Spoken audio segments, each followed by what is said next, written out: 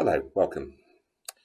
I guess we've all been doing a lot more praying, especially over the last few days than we perhaps have for some time, with a deteriorating and a challenging situation all around us. And God calls his people to prayer for the needs of others, for our own concerns, to lift God's world to him, for healing, for help, for redemption. God always hears our prayers.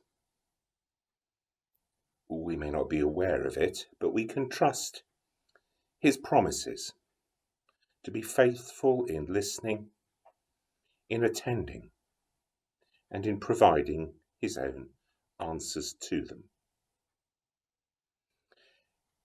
But often, for all of us, prayer feels like hitting a brick wall. It feels like winging something up to the ceiling and it just bounces straight back. There's a grey sky above and a sense of emptiness in what we're doing. We're sort of flinging prayers at God and God flings them back. It's a really difficult time.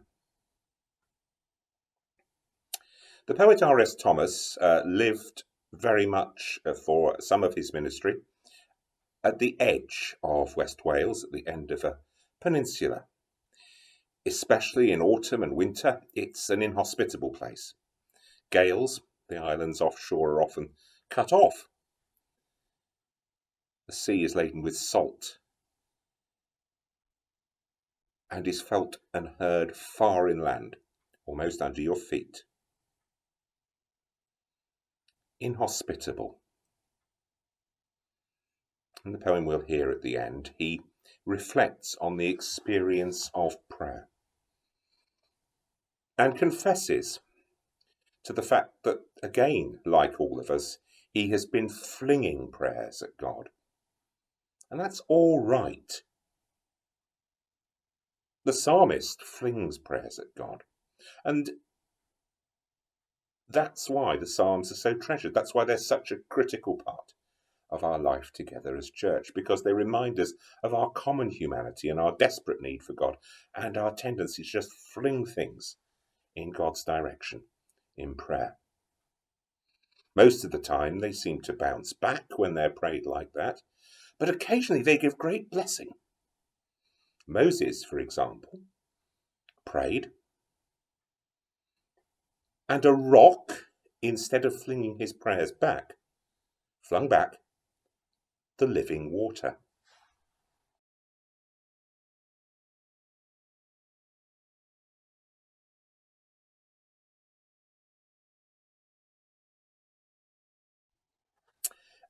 We may not have the faith of Moses.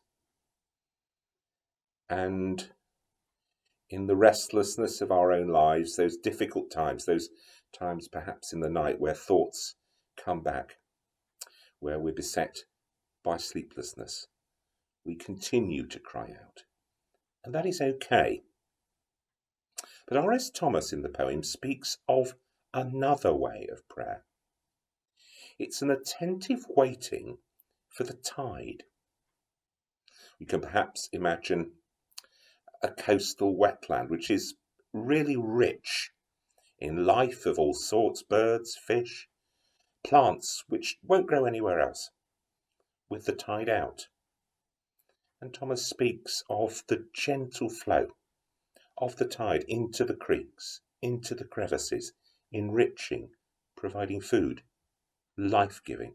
You can hardly notice it move, but it comes in and fills and makes life.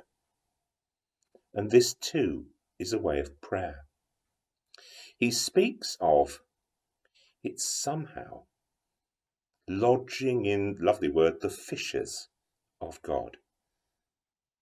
Those parts of God where prayer is heard and takes root. And those can be very quiet places. Those can be places where nothing seems to happen, but is taking root for the future, the slow incoming tide.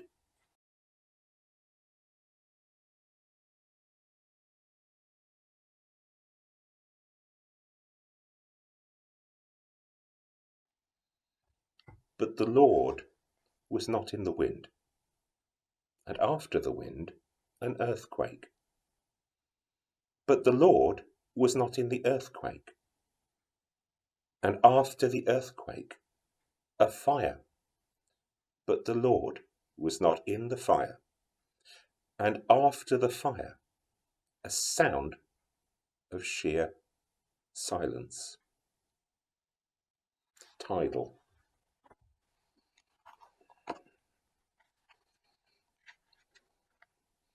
The waves run up the shore and fall back.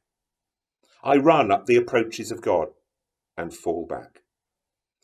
The breakers return, reaching a little further, gnawing away at the mainland.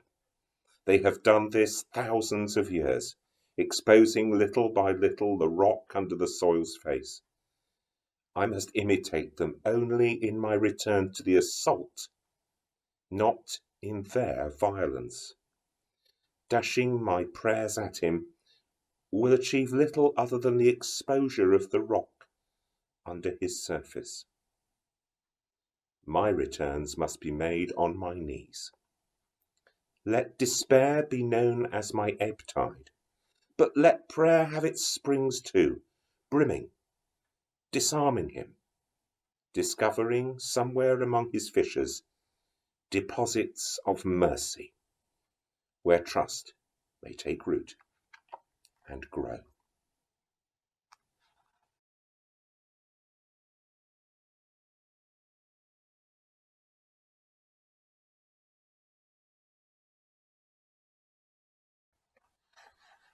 Listen to this passage from the story of Elijah.